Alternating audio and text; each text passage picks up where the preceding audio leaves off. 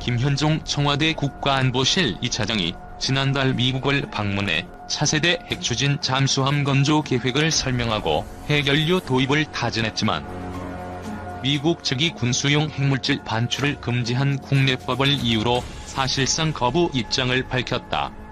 국방부가 2021에서 2025년 국방중기 계획에서 공개한 한국형 핵추진 잠수함 계획은 차질을 빚게 됐다. 지난달 방미 핵잠수함 연료 도입 타진했으나 거부. 핵연료인 20% 전홍축 우라늄 독자 생산 플랜 B 추진. 청일각 핵잠 예외 인정 원자력 협정 개정 의견 접근. 청와대 핵심 관계자는 6일 김 차장의 지난달 16에서 20일 방미 당시 미국이 핵잠수함용 핵연료 판매를 거부했다는 언론 보도에 관해 외교, 안보 사안에 대해 확인해드릴 수 없다며 국익에 관한 문제니 신중한 접근을 당부드린다고만 말했다.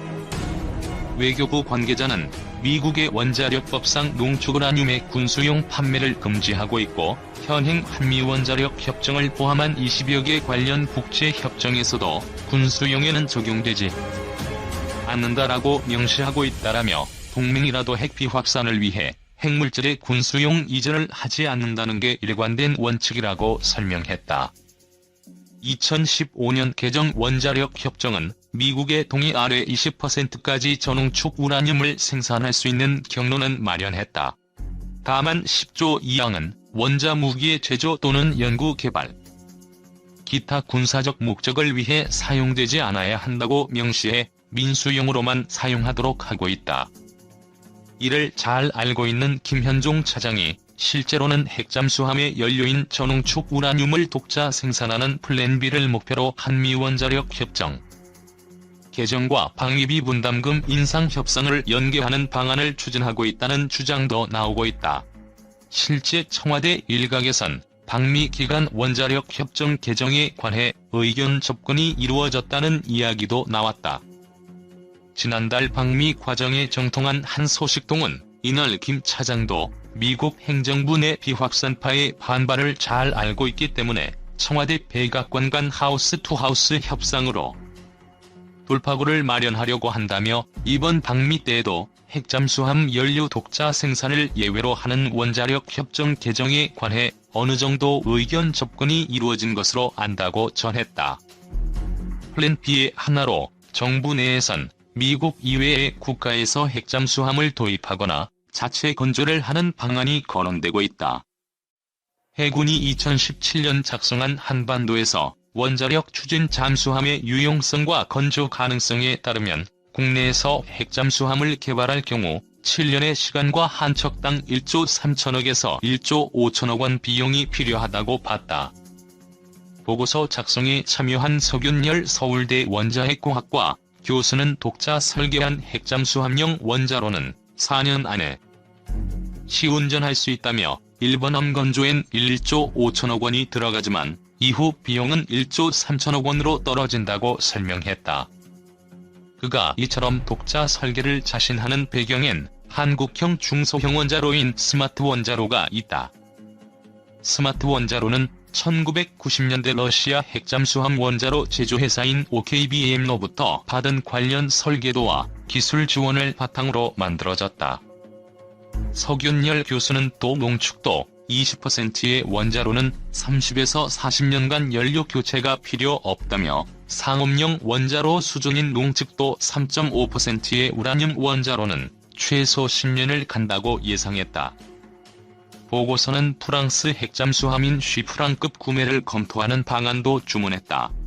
쉬프랑급은 바라쿠다급이라고도 불리는데 미국과 달리 20% 이하의 전홍축 우라늄을 연료로 쓰는 원자로를 탑재한다. 미국 핵잠수함은 90% 이상의 고농축 우라늄을 쓴다. 하지만 결국 한미원자력 협정을 통해 원자력 기술과 원료를 민수용으로만 통제하고 있는 미국이 최대 걸림돌이다. 미국으로선 원자력 협정 개정으로 한국의 예외를 인정하게 되면 일본도 곧바로 핵잠수함 건조에 길을 터주는 것이라서 실제 협정 개정까지 상당 기간이 걸릴 것이라는 전망도 나온다. 김홍균 전 한반도 평화교섭 본부장은 이날 중앙일보에 한국의 핵잠수함 추진을 용인할 경우 동북아 군비 경쟁을 촉발할 수 있어 미국은 이 문제를 단순히 하나의 예외 임정이 아니라 전체 동북아 전략 차원에서 판단할 것이라고 설명했다. 김 전 본부장은 이어 북한과의 비핵화 합의는 물론 동북아 전력 재배치까지 포함한 검토가 끝나야 허용 여부를 결정할 수 있을 것이라고 내다봤다.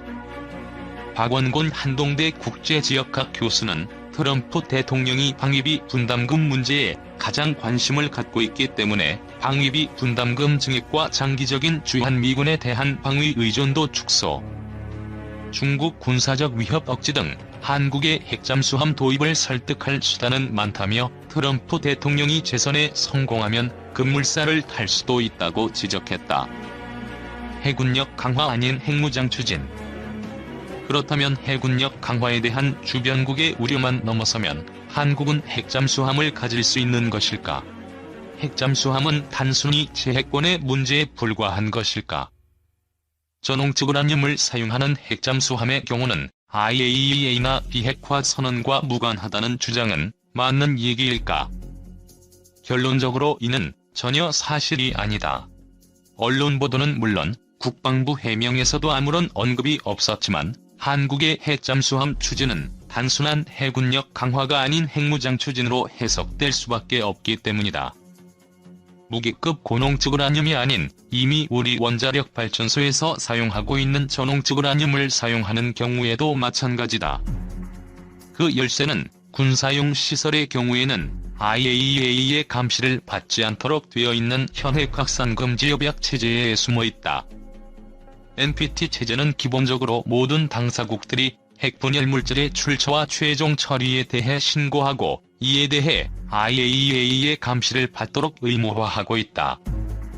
한국의 경우에도 각 원전마다 감시 카메라와 검측 장비를 설치해 이 데이터를 IAEA에 전달한다. 사용이 완료된 연료를 보관하는 시설 역시 IAEA의 감시 범위에 속한다. IAEA가 이처럼 저농축 우라늄이나 사용 후 핵연료에 대해 경계를 늦추지 않는 것은 이들을 농축, 재처리하면 핵무기의 원료가 되는 고농축 우라늄이나 플루토늄을 얻을 수 있기 때문이다. 문제는 고농축 우라늄이든 저농축 우라늄이든 군사시설에 사용되는 경우에는 이 같은 감시를 받지 않는다는 사실. 잠수함 역시 당연히 제외된다.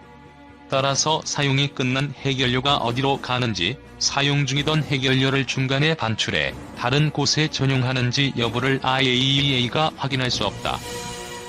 핵비 확산 리뷰 2001년 봄호에 실린 한 논문은 핵잠수함의 사용 후 연료가 어디로 가는지 추적할 수 있는 감시 시스템이 없음을 지적하고 이를 가리켜 NPT 체제의 틈새라고 표현하고 있다. 최근 IAEA는 기존의 안전조치체계가 갖고 있는 문제점을 개선하기 위해 안전조치 강화 계획을 추진하고 있다. 신고되지 않은 핵시설에 대해서도 IAEA 사찰관들이 강제적으로 접근할 수 있도록 하는 이 계획은 현재 NPT 당사국들의 승인을 기다리는 상태. 그러나 SSS가 실행돼도 군사시설의 틈새 문제는 그대로 남는다. 앞으로도 상당 기간 동안 핵잠수함이 감시 대상에 포함될 가능성은 없는 것이다. 한국 핵잠수함 보유, 무엇이 문제인가? 일본이 1970년대부터 개발한 원자력선 무츠.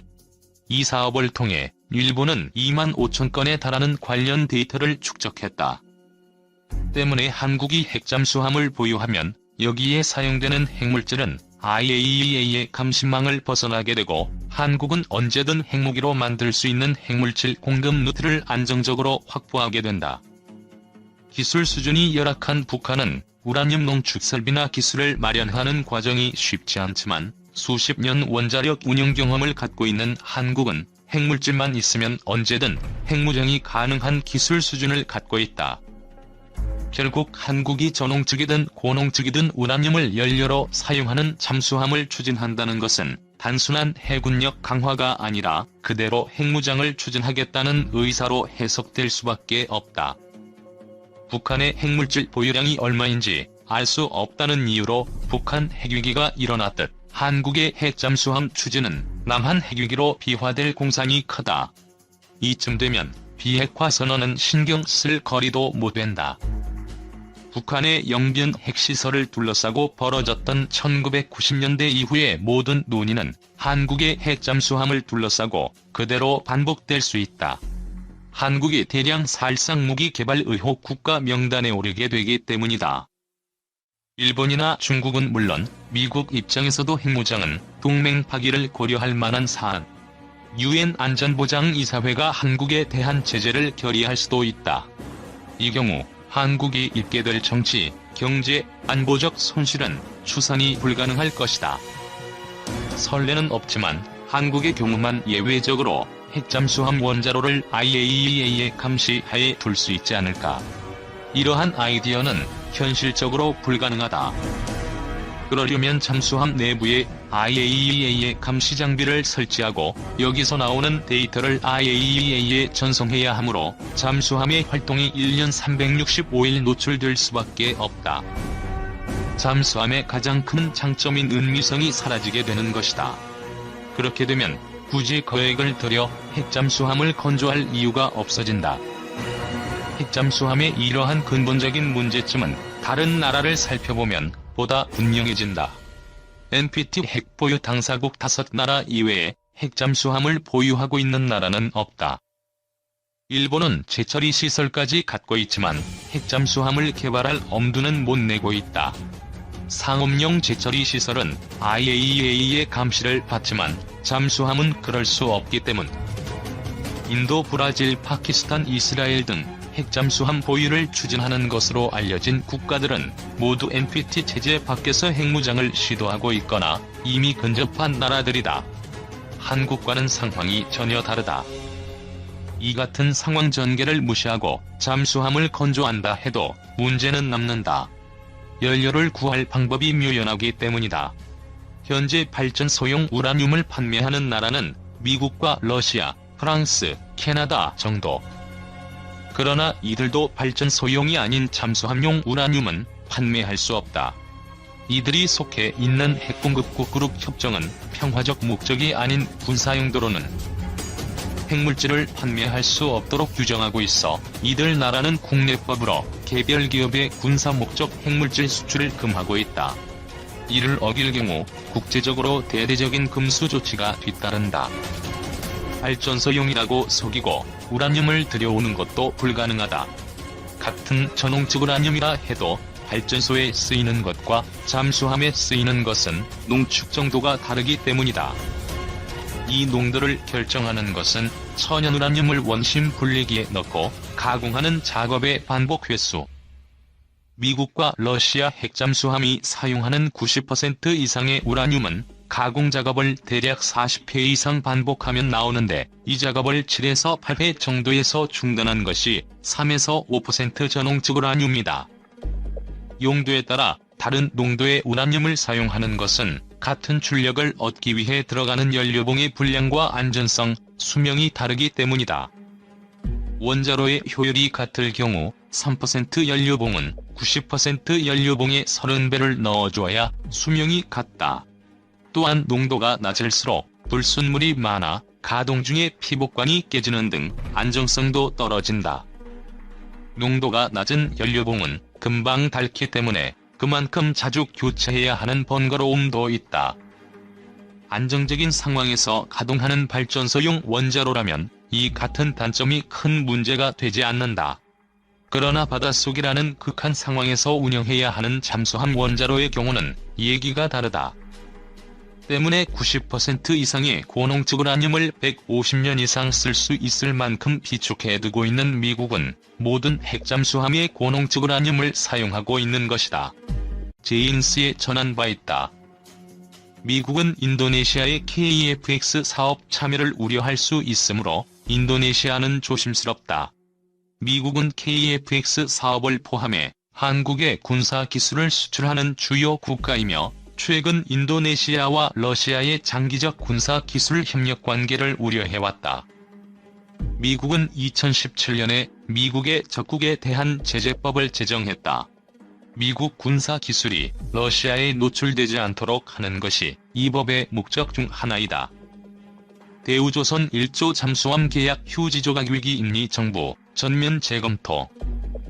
대우조선 해양이 지난해 인도네시아에서 다낸 1조 원 규모의 잠수함 계약이 취소될 위기에 처했다. 인리 당국이 국방비 예산 삭감을 우려해 대우조선과 맺은 계약에 부담을 느껴 취소 가능성이 높아진 것. 인리 당국은 대우조선 대신 프랑스 잠수함 도입을 추진하고 있는 것으로 알려졌다. 군사정보 포털인 제인스는 지난 1일 인도네시아 국방부가 대우조선과 맺은 1,400톤급 잠수함 세척 계약을 전면 재검토한다고 밝혔다. 계약 취소 배경은 인리 국방비 예산 삭감 때문이다. 인리 당국이 향후 몇 년 동안 국방 관련 예산을 축소하려는 것을 의식해 불필요한 지출을 줄이려는 의도로 풀이된다. 계약 취소는 현재 논의 중으로 법적 및 재정적 영향이 포함돼 있어 신중하게 검토 중인 것으로 알려졌다. 인리의 계약 취소설은 올 초에도 불거진 바 있다. 인도네시아 정부가 대우조선 해양 대신 프랑스에서 잠수함을 도입한다는 주장이 제기된 것. 본보 2020년 1월 21일 참고인이 국방장관 대우조선 잠수함 계약 취소 물음에 웃음만. 당시 인도네시아는 자국 국방 산업을 발전시키기 위해 인도네시아 프랑스 국방 협력 강화를 합의하고 회담 이후 인리가 프랑스 잠수함 등 방위산업 장비 구매를 타진한다는 얘기가 흘러나왔다. 이에 대해 대우조선은 해명 자료를 내고 인도네시아 정부는 대우조선 해양이 발주한 잠수함 세척과 관련해 건조 계약 취소를 검토하거나 계약 취소 통보를 한 사실이 없다고 부인한 바 있다. 대우조선은 지난해 4월 인도네시아 해군으로부터 1,400톤급 잠수함 세척을 약 1조 1,600억 원에 수주했다. 지난 2011년 1차 사업인 1,400톤급 잠수함 세척을 수주한 이후 8년 만이다. 대우조선이 수주한 잠수함은 전장 61m로 40명의 승조원이 탑승 가능하다. 또 각종 어뢰, 기뢰, 유도탄 등을 발사할 수 있는 8개의 발사관 등으로 무장했다. 인도네시아 피티펠 조선소와 공동 건조를 통해 2026년 상반기까지 인도네시아 해군 측에 인도할 예정이다. 한국수출입은행이 재원 조달을 도왔다. 조선업계 관계자는 대우조선은 인리 잠수함 프로젝트 1, 2차에 참여하면서 인리 당국과 장기적인 신뢰관계를 쌓아왔지만 국방비 예산 삭감 등 취소설이 끊임없이 제기돼 계약 취소 가능성도 배제할 수 없다라고 밝혔다. 인리 국내 발주 잠수함 세척 취소 대우조선은 부인. 인도네시아가 대우조선 해양이 발주한 잠수함 세척을 취소할 것이라는 외신 보도가 나오면서 그 진위에 관심이 모아지고 있다. 방위사업청과 대우조선 해양은 사실이 아니다라고 반발하고 있다. 중앙일보는 21일 조코위의 문배신? KFX 살 돈 없다더니 불전투기 구매 추진 제하의 기사에서 라트리뷰는 인도네시아가 지난해 4월 대우조선 해양과 맺은 10억 달러 규모의 장보고급 잠수함 세척의 건조 계약을 취소하고 프랑스산 잠수함이 그 자리를 대신할 수도 있다고 보도했다고 전했다. 이 기사에 따르면 인도네시아는 전투기 구매에 제동을 걸면서 다른 한국산 무기 도입에 의도적으로 제동을 걸고 있다는 의구심을 제기했다. 다른 한국산 무기가 바로 대우조선 해양이 발주한 잠수함 세척이라는 것이다. 건조 계약을 취소한 이유에 대해서는 한국산 잠수함의 결함을 거론하고 있는 것으로 알려졌다. 다른 언론에서도 이 같은 사실을 전하면서 인도네시아 정부가 프랑스를 선택할 것이라는 의심이 강하게 나오고 있다. 더 구루는 20일 인터넷판 기사에서 한국 잠수함의 호의적인 인도네시아가 현대중공업 건조 잠수함 장보고함에 결함이 발생하자 대우조선 해양과의 건조 계약 취소를 검토 중이다고 전했다. 이 기사도 라트리뷰를 인용해 전했다. 기사에 따르면 라트리뷰는 인도네시아가 프랑스 국영조선소인 DCN이 제작한 디젤 잠수함 스콜피언 4척과 프랑스 나발그룹의 고윈드 코르벳 2척을 눈여겨보고 있다. 인도네시아와 프랑스는 잠수함 거래를 진행하고 있으며 인도네시아가 신속한 구매를 희망하고 있다는 내용도 포함되어 있다. 인도네시아가 한국산 잠수함에 대해 회의를 가지고 있는 것은 현대중공업이 건조한 1800톤급 선원일함에서 부품 결합이 발생한 것으로 이야기가 되고 있다. 잠수함에서 소음과 결함이 발생하면서 안전에 문제가 있을 것이라는 판단이 작용했다는 것이다. 현대중공업이 건조한 잠수함의 결함이 대우조선해양으로 영향을 미쳤다는 결론이 나온다. 이 같은 보도 내용에 대해 대우조선해양은 인도네시아 정부가 건조계약 취소를 검토하거나 계약 취소 통보를 한 사실이 없다고 일축했다.